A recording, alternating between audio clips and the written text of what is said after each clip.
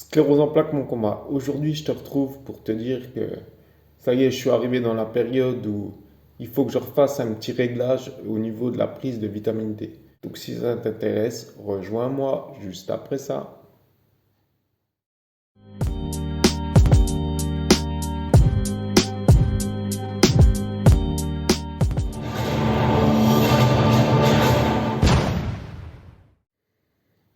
Bonjour à tous, c'est Anthony Lessu. Vous êtes les bienvenus sur ma chaîne Sclérose en plaques, mon combat. Donc, je te retrouve aujourd'hui pour te dire tout simplement que ça y est, je me retrouve dans la période dite dans le protocole Coimbra, où c'est qu'au bout un an et demi, donc quand la vitamine D arrive,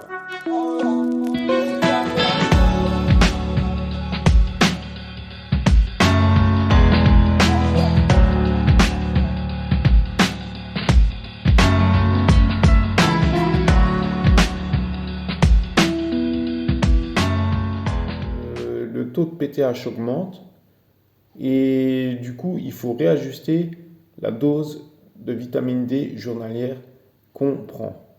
Donc moi, en fait, ce qui s'est passé, c'est que, donc là, comme tu le sais, je suis au centre. Et au centre, ils me font toute une batterie d'examens, tu vois, à l'entrée, ce qui est normal, hein.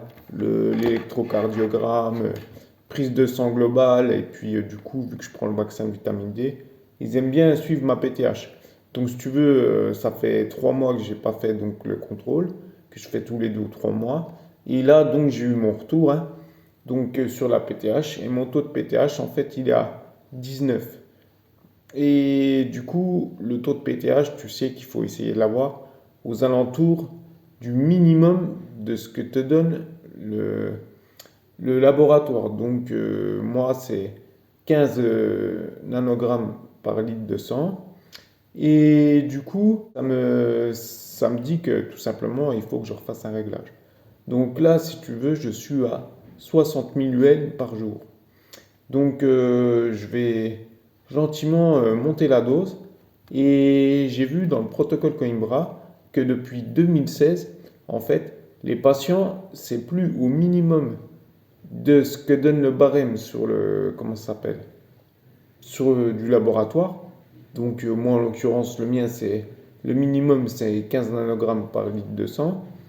Donc, il conseille de se mettre entre 6 et 8 nanogrammes par litre de sang, donc être en dessous du minimum. Et juste, il nous reprend sur le protocole en nous disant tout simplement qu'il ne faut pas atteindre le zéro pour éviter une déficience osseuse. Voilà quoi, c'est ce qui est normal, hein.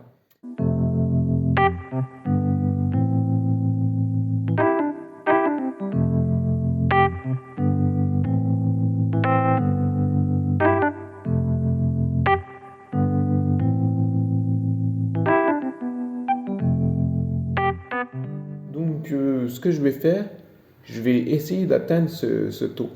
Donc, si je peux être entre 7 et 8 nanogrammes par litre de sang, donc au niveau de ma PTH, je vais essayer de partir là-dessus.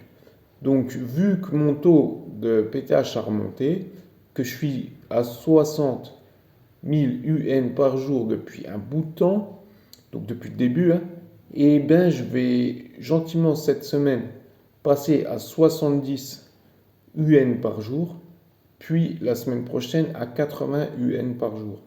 Je pense que 80 UN par jour et je referai un contrôle donc dans 2 mois de la PTH et on verra où on en sera. Donc le fait d'essayer de toucher entre 6 et 8 nanogrammes par litre de sang au niveau de la PTH, c'est vraiment que ça accentue encore plus le phénomène de récupération et d'amélioration des symptômes dus à cette pathologie, donc la sclérose en plaques. Donc voilà, c'était tout simplement pour te dire ça. Donc je te tiendrai au courant de ça donc dans 2 mois par rapport à mon taux de PTH. Et là, c'est parti. De toute façon, ça fait un an que je suis à 60 000 yens. Je veux dire, voilà, il y a du recul, il y a plein d'exemples, il y a plein de monde qui est suivi par ce docteur. Donc il n'y a pas de raison que ça ne fonctionne pas dans le bon sens.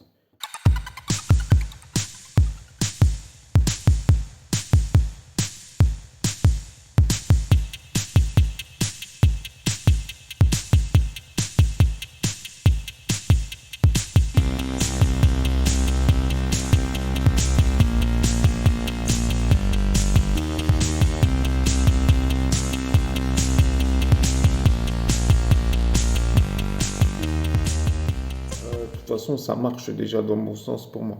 Donc là, je vais accentuer le phénomène.